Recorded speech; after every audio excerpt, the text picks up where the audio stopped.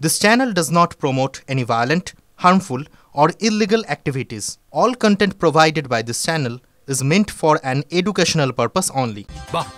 এবার হয়েছে স্বাদ। হ্যাঁ, অপূর্ব স্বাদ। MDH এর চাঙ্কি চাট মশলা, জীবনে আসল স্বাদ জাগলো। আসল মশলা yes MDH। মেট্রোয় দুর্যোগ তা যেন কাটছেই না। কলকাতা মেট্রো সুড়ঙ্গে নতুন আশঙ্কা, বড় দুর্ভোগে পড়তে পারে রবীন্দ্র সরোবর, কালীঘাট, চাঁদনী চক। হাতে মাত্র 1.5 বছর সময়, মেয়াদ ফুরিয়ে যাবে মেট্রো সুড়ঙ্গের বাতাস ঠান্ডা করার যন্ত্রগুলি। তৎপরতার অভাবে চিন্তায় কলকাতা মেট্রো আধিকারিকরা।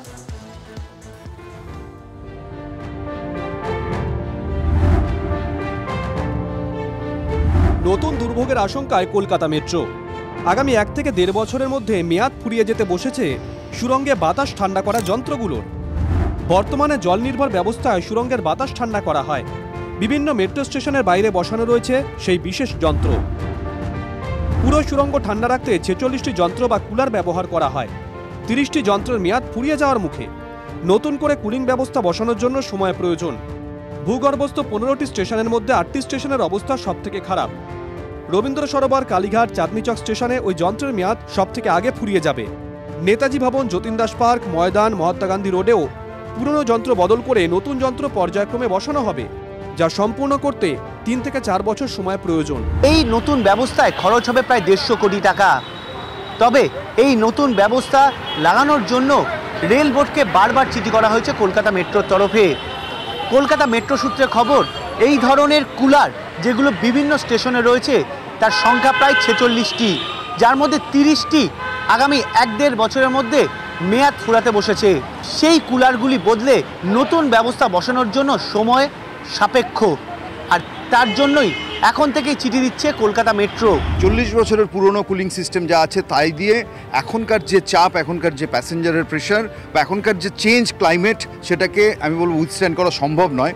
ফলে সেক্ষেত্রে মেট্রোকে অতি দ্রুত, অতি তৎপরতার সাথে এই কুলিং সিস্টেম চেঞ্জ করার ব্যবস্থা গ্রহণ করতে হবে। সব জায়গায় যে এসি ডাক্ট যেটা দিয়ে যাতায়াত করবে সেই ডাক্ট নেই বা ঠিক নেই।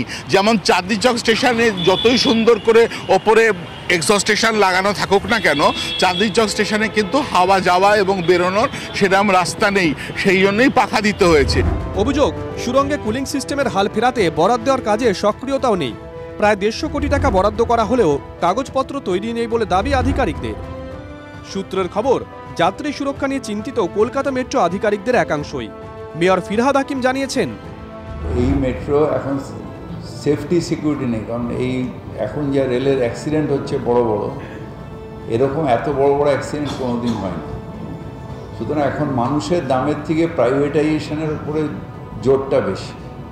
তাই প্রাইভেটাইজেশন করতে গেলে আগে খারাপ করে ফেলো, তাহলে মানুষ বলবে না না এবার প্রাইভেটাইজ করলে ভালো হবে, তখন আদানিজির কাছে ওটা চলে যাবে। এখানে কোনো রাজনীতির বিষয় নয়, কে করেছে কে করেনি তার বিষয় নয়, এটা কিন্তু সামগ্রিক বিষয়। তাতে যদি 2 দিন মেট্রো বন্ধ করতে হয় কোনো স্পটে কাজ করার জন্য, বন্ধ রাখতে হবে।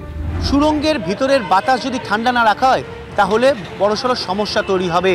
সেই কারণে নতুন ব্যবস্থা বসানোর জন্য বারবার করে তদবির করা হয়েছে রেল বোর্ডের কাছে। 150 কোটি টাকার কাজ, এমনকি সময় সাপেক্ষ কাজ, আর সব মিলিয়ে এই কাজে ছাড়পত্র কবে মিলবে এবং কবে এই নতুন কাজ শুরু হবে সেটাই এখন দেখার। ক্যামেরায় গৌরবের সঙ্গে শান্ত ভট্টাচার্য, TV9 বাংলা, কলকাতা। MDH চানা মশলা। এখন ছোলা হোক বা বরবটি দানা, সাদা চানা হোক বা কালো, সব রান্নাই হবে অসাধারণ।